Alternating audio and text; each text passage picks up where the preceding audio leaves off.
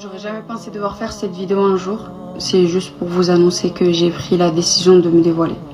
Alors il n'y a aucune explication à donner parce qu'il n'y a aucune explication qui justifie le fait de désobéir à Allah. Je me sens plus digne aujourd'hui de porter ce voile.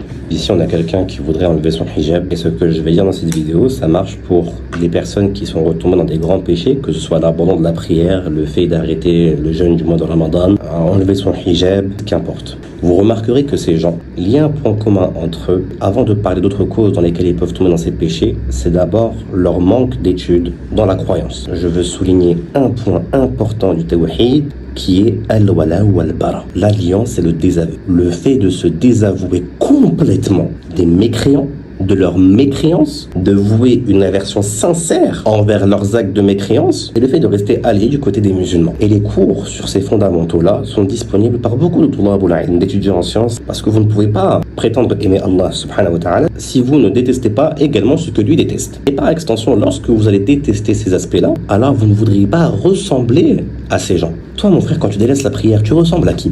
Tu ressembles aux musulmans ou tu ressembles aux mécréants? Toi, ma soeur, quand tu enlèves ton hijab, tu ressembles à qui? Tu ressembles aux musulmanes, aux croyantes ou tu ressembles aux mécréantes? Quand tu délaisses le jeûne, quand tu normalises les relations hors mariage, quand tu tombes dans le riba, tu ressembles à qui? Tu ressembles pas aux musulmans, tu ressembles à eux. Ça veut pas dire que tu n'es pas musulman, mais ça veut dire que tu ressembles aux gens qui disent qu'Allah subhanahu wa ta'ala n'existe pas, aux gens qui disent qu'Allah subhanahu wa ta'ala a un fils. Et quand tu vas avoir vraiment une vraie aversion vers ceci, tu ne voudras pas ressembler à ces gens. Et par conséquent, tu voudras rester ferme et attaché à ta religion, car au-delà d'aimer Allah subhanahu wa ta'ala d'un amour sincère cette fois-ci, tu vas avoir une vraie aversion envers ce sur quoi tu dois avoir de l'aversion. Et tu ne voudras pas ressembler à cela.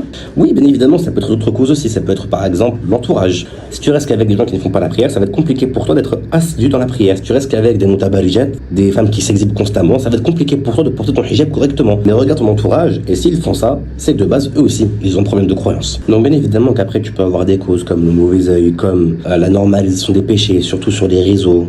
Mais la base des bases, c'est toujours la croyance. Les gens qui en général retombent dans ces grands péchés, je ne dis pas tous, mais vous voyez qu'ils ont un gros problème de croyance. Ils ne comprennent pas à quel point ce qu'ils font est grave. Ils savent que c'est grave, mais ils ne comprennent pas à quel point c'est grave. Et s'ils le comprenaient sincèrement, et c'est pas compliqué, il suffit simplement d'étudier ces points fondamentaux, alors pour rien au monde ils voudraient retomber dedans.